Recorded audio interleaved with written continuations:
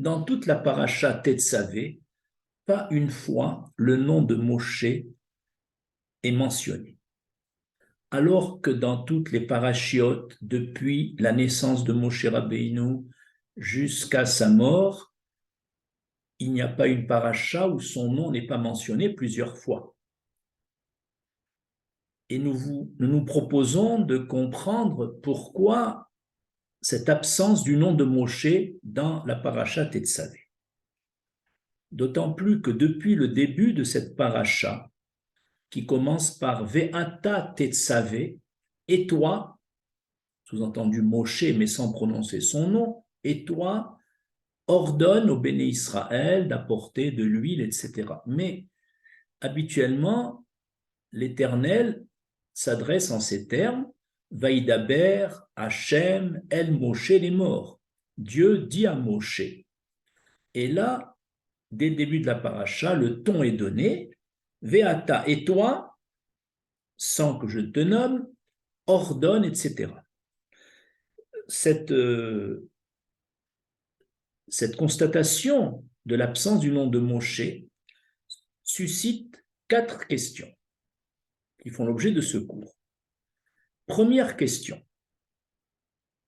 Pourquoi le nom de Moshe est-il absent? Nous allons citer 2 raisons. La première raison, c'est que au moment où Moshe intercède en faveur du peuple d'Israël pour que l'Éternel pardonne la faute du veau d'or, Moshe, pour faire pression sur l'Éternel, fait une condition. Il lui dit, si tu ne leur pardonnes pas, alors mecheni na misifrecha asher katafta. Si tu ne me pardonnes pas, alors efface-moi de ton livre que tu as écrit. C'est ce que dit Moshe à l'Éternel. Bien que Moshe Rabbeinu soit bien intentionné, il fait ça pour le bien du peuple d'Israël, pour qu'Hachem leur pardonne. Cependant, ayant prononcé la phrase « efface-moi de ton livre », cette phrase ne peut pas rester sans conséquence et elle va se réaliser. Et donc, bien qu'Hachem ait pardonné le peuple d'Israël pour le veau d'or, cela n'empêche que Moshe, ayant prononcé cette phrase « efface-moi de ton livre », son nom va être absent dans une paracha, et c'est dans les parachas Tetzavé. Et cela est en accord avec l'enseignement de Rabbi Abahu dans le Talmud Makot, à la page 11, où Rabbi Abahu dit « Toute malédiction prononcée par un sage, envers lui-même ou envers autrui, même conditionnelle, se réalisera un jour. » Et il cite comme exemple d'application de ce principe, Rabbi Abahu, il cite le cas du grand prêtre Élie, qui avait dit au prophète Shmuel, dans le chapitre 3 du livre de Shmuel, il lui a dit, Élie à Shmuel, ne me cache pas quoi que ce soit de ce que tu as entendu. Et si tu me caches une parole, que Dieu te fasse autant et plus, qui est une forme de malédiction. Effectivement, bien que Shmuel n'ait rien caché au grand prêtre Élie, et il lui a tout raconté, cependant, puisque Élie avait dit que Dieu te fasse autant et plus, cette malédiction s'est quand même réalisée puisque les fils de Shmuel ont pris une mauvaise voie, ce qui a vraiment été une épreuve pour Shmuel. Ainsi, dans cette première explication, On nous apprend donc, à partir de l'exemple de Shmuel et de Moshe, qu'il est, de Élie, pardon, et de Moshe, il est interdit à un sage de prononcer une malédiction, même conditionnelle, et même avec de bonnes intentions, comme dans le cas de Moshe. Deuxième raison pour laquelle le nom de Moshe a été absent. Dans la paracha Teruma, qui précède la paracha Tetsavé, il s'agissait de la réalisation du Mishkan, du sanctuaire, avec les divers objets, leurs dimensions, leur emplacement. Par contre, dans la paracha Tetsavé qui suit, il s'agit essentiellement du rôle attribué à chacun, du rôle qui lui incombe. Et c'est pourquoi, dès le début de cette paracha, le rôle donné à Moshe est Veata Tetsavé et Béni Israël. Toi, tu vas ordonner au Béni Israël. Et le mot Tetsavé dérive du mot Savata, qui veut dire compagnie, groupe. Ainsi, en allusion, l'Éternel dit, toi, Moshe, ta fonction essentielle, c'est de te grouper avec le peuple que tu diriges, de te fondre dans le peuple que tu diriges, grâce au mot Tetsavé dans le sens de Tsavata. Et donc, pour cela, tu devras annuler ta personnalité devant les bénis Israël, jusqu'à ne plus te mentionner comme un individu, mais tu vas rentrer globalement et te fondre dans le peuple. C'est pourquoi, dans cette paracha où Moshe a reçu son rôle de se fondre dans le peuple, son nom de Moshe en tant qu'individu est absent. Nous arrivons maintenant à la deuxième question de cet exposé. Pourquoi est-ce spécialement dans la paracha Tetsavé et pas dans une autre que le nom de Moshe a été effacé? Nous allons citer 4 réponses à cette question. Première réponse. Selon le commentateur Baal Aturim, nous savons que Moshe a quitté ce monde un jour de 7 Adar, le 7 Adar. Or, la paracha Tetsavé est lue chaque année dans la semaine qui contient le 7 Adar.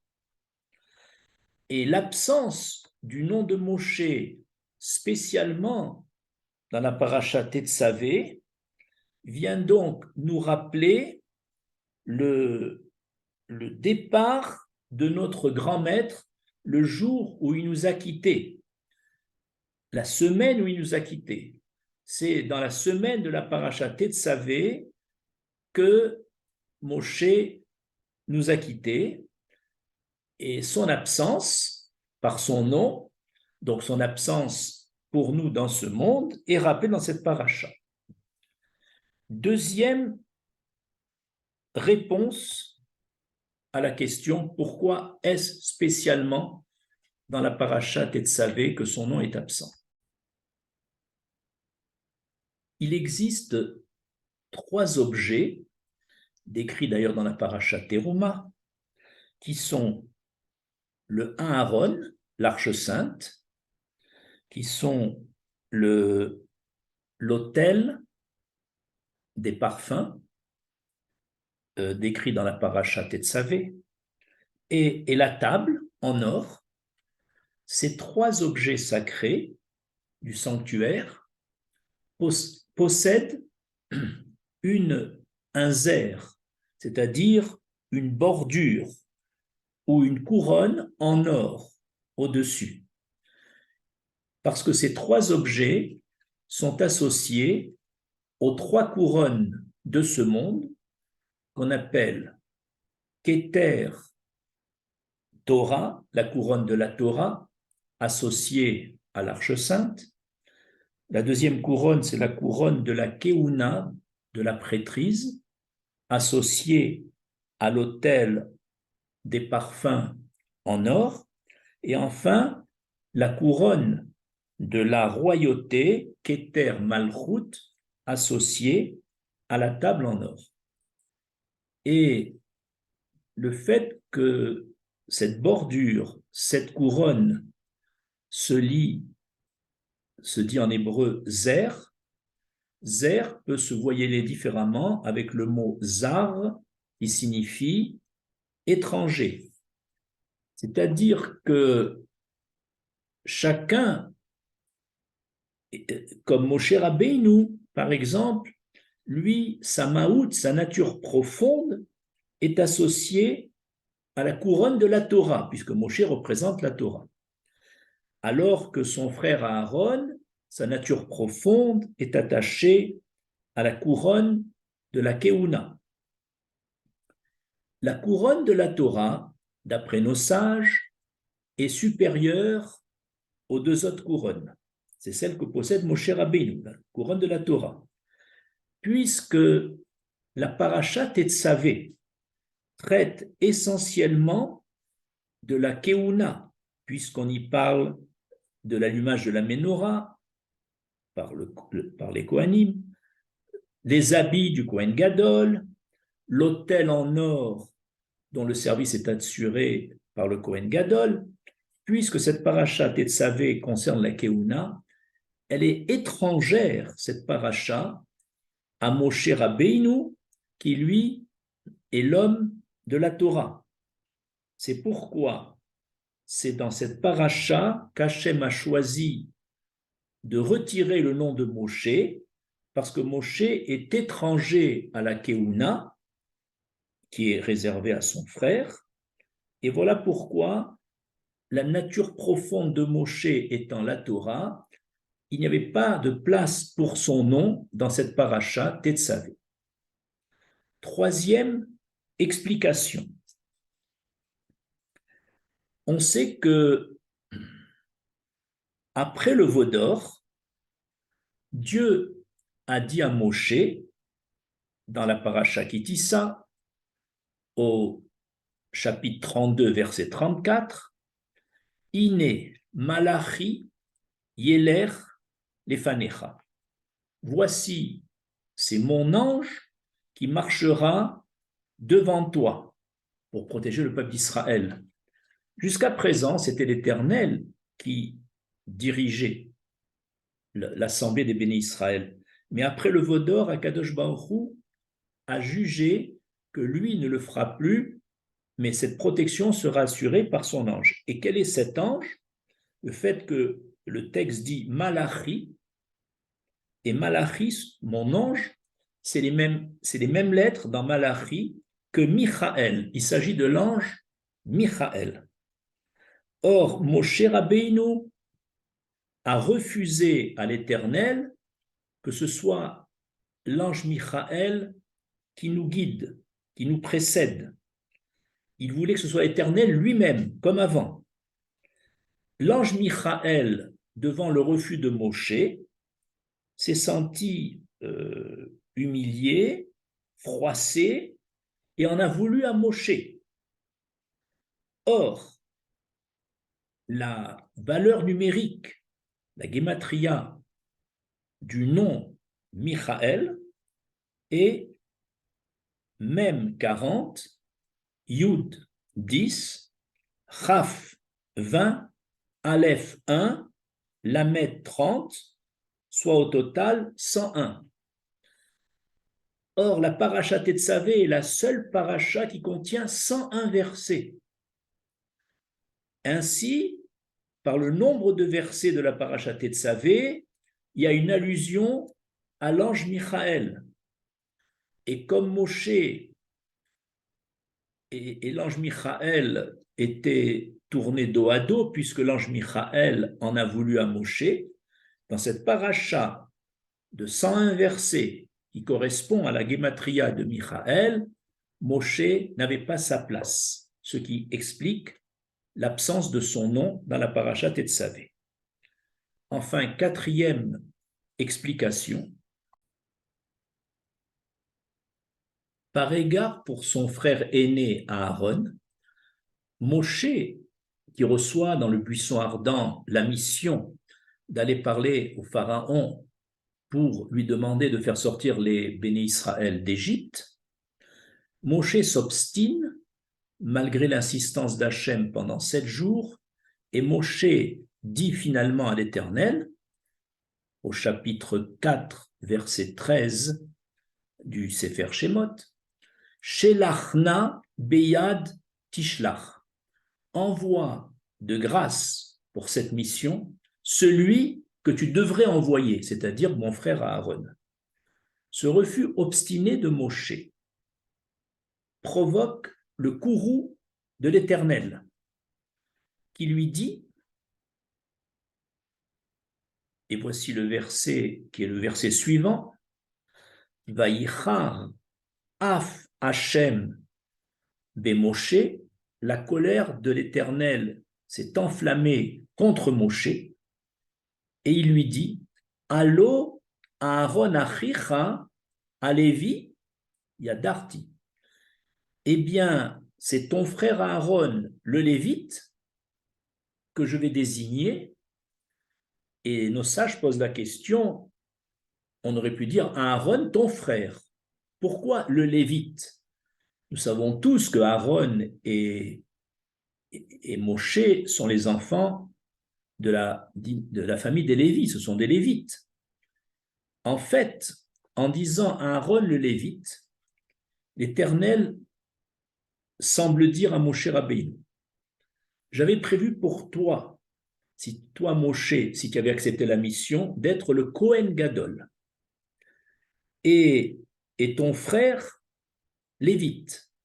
Maintenant, devant ton refus obstiné de remplir la mission que je te demande, eh bien, ton frère, qui était prévu d'être Lévite, sera Kohen Gadol, et toi, Moshe, qui devait être Kohen Gadol, tu seras un Lévite. J'ai permuté les rôles. Et puisque la paracha Tetzavé décrit essentiellement la fonction des Kohanim, donc je ne peux pas mentionner ton nom dans cette paracha. Ainsi, le courroux d'Hachem a laissé des traces par l'absence du nom de Moshe dans la paracha des Kohanim.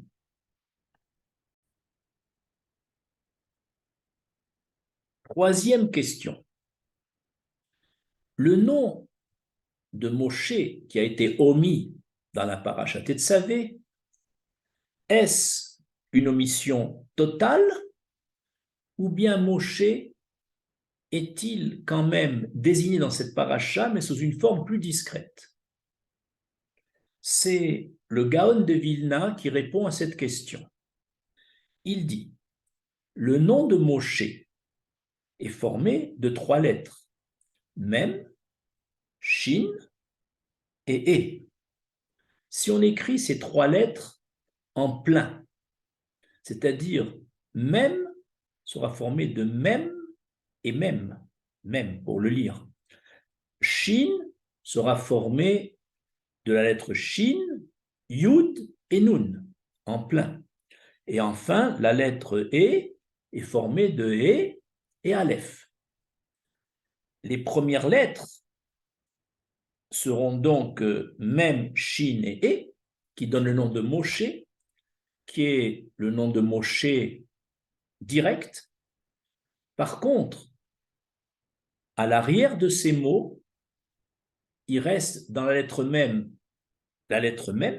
de Gematria 40, Dans la lettre Shin, il reste Yud et Nun, de Gematria 10 plus 50, ça fait 60. Et dans la lettre E, il reste le Aleph de Gematria 1. 40 plus 60 plus 1, ça fait 101. Ainsi, les lettres cachées, c'est-à-dire les lettres qui sont derrière la façade, c'est-à-dire dans la façade, c'est même Shin E, Moshe, et les lettres qui sont en arrière, c'est-à-dire même Yud, Nun et Aleph, dont la gematria totale est 101, et on a vu tout à l'heure que le nombre de versets de la paracha Tetzavé était 101. Ainsi, dans la paracha Tetzavé, bien que le nom de Moshe soit totalement absent directement, ce nom est quand même en allusion discrètement caché derrière les premières lettres, puisqu'on retrouve la valeur numérique 101 qui correspond à la paracha Tetzavé, où Moshe est quand même mentionné, mais en allusion discrètement. Quatrième et dernière question.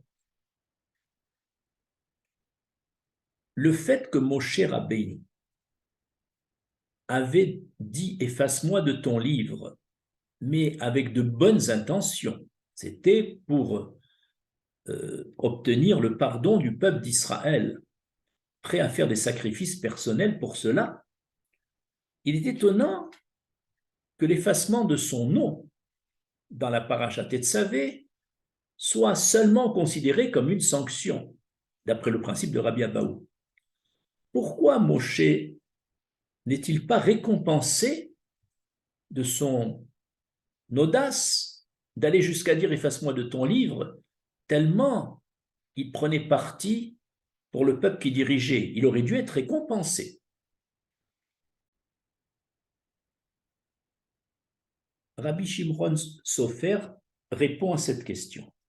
Il dit, effectivement, cette absence du nom de Moshe peut être lue comme une récompense. En effet, le début de la paracha Tetzavé dit « Ve'ata Tetzavé » et toi, donne des ordres au béni Israël. C'est comme si l'Éternel a donné dans cette paracha, en récompense aux efforts de Moshe pour sauver son peuple, il lui a donné le pouvoir de donner lui-même des ordres directement comme s'il était Moshe un législateur, sans passer par l'Éternel. Pendant le temps d'une paracha, Moshe, dès le début de cette paracha, lui dit « Et toi, je te confie le pouvoir de donner des ordres, c'est-à-dire que tu pourras légiférer toi-même, sans passer par l'Éternel. » Cela ressemble à cet exemple où un roi, pour récompenser un de ses amis, lui a donné le pouvoir pendant un temps limité de prendre des décisions pour le royaume, lui donner carte blanche sans passer par le roi. Et l'absence du nom de Moshe dans la paracha veut dire tu es à un pouvoir tel que je te confie mon rôle pendant quelques instants. Voilà donc terminé cet exposé et je vous en remercie.